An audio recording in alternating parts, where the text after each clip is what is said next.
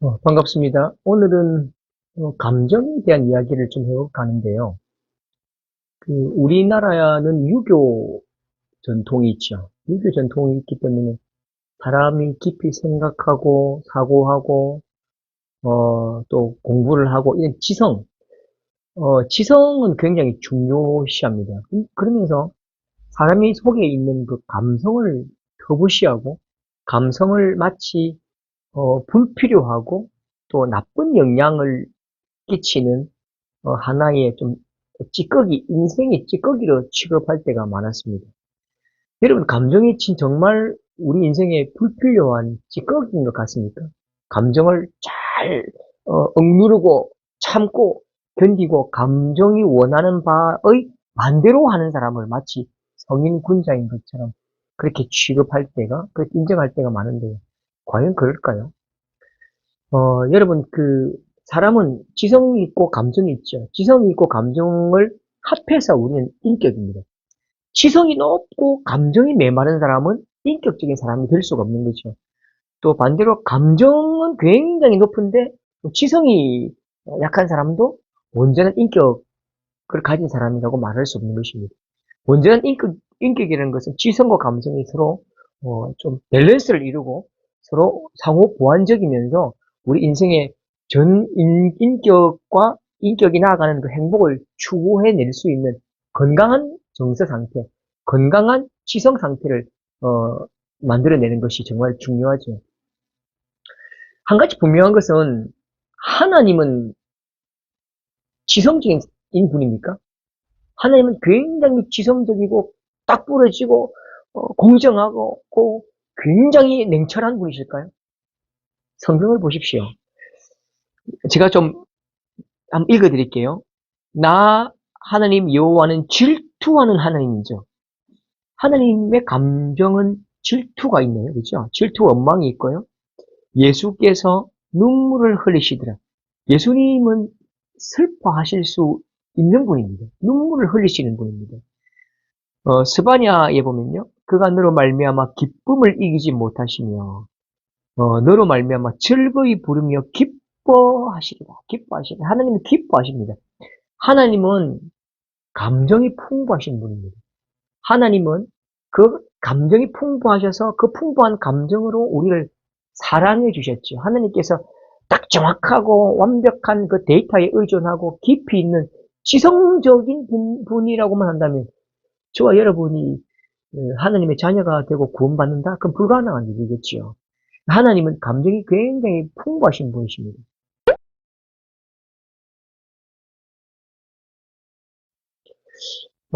제가 그 수많은 성도들을 만났는데, 어, 하나님을 엄청나게 잘 믿어요. 엄청나게 잘 믿는 것이 뭔지 잘 모르겠지만, 아무튼, 무시무시하게 잘 믿어요. 그런데 이 정서가 메마르거나 또 너무 과격하거나 또 과잉되는 모습들을 많이 보았습니다.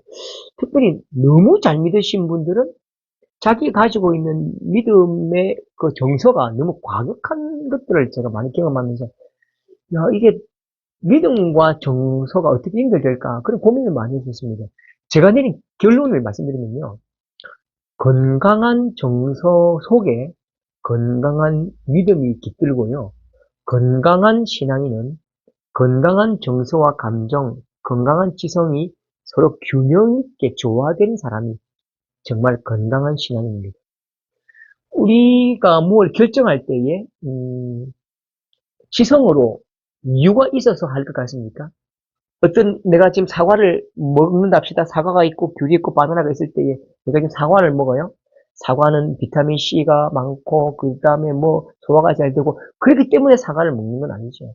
그냥 사과를 좋아하기 때문에 사과에 대한 감정이 좋기 때문에 내가 그 사과를 먹고 왜 좋아하는지에 대한 이성적 판단 근거는 뒤에 따라오는 거죠. 사실 이제 우리가 무엇을 선택하는 것은요 감정이 먼저 앞으로 나갑니다. 감정이 건강해야 된다니까요. 무엇을 결정할 때에 감정이 건강하지 못하면 결정은 항상 오판할 수밖에 없는 거죠. 잘못된 선택을 할 수밖에 없는 거죠. 건강한 정서와 건강한 감정이 있어야 우리의 삶이 윤택해지고 행복할 수 있다. 그래서 여러분, 우리가 신앙생활 하면서 건강한 정서를 가진 분들이 굉장히 건강한 신앙생활을 하는 모습들을 많이 봤습니다. 건강한 정서와 건강한 신앙은 비례한다. 꼭 기억하십시오.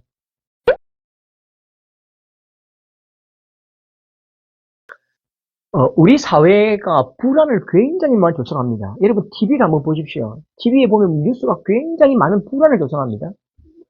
그리고 막 보험 상품도 막 불안을 조성하죠. 불안 때문에 소비가 일어나거든요.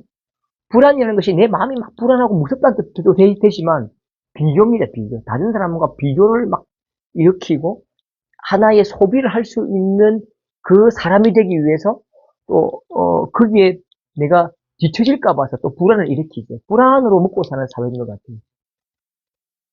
그러면서 우리의 정서가 굉장히, 현대인들의 정서가 굉장히 좋지 않는 것 같아요. 가장 많이 일어나는 것이 우울증입니다, 우울증. 우울증은 굉장히 우리 사회에 엄청나게 많은 사람들이 앓고 있습니다. 우울증은 많은 모양이 있는데요.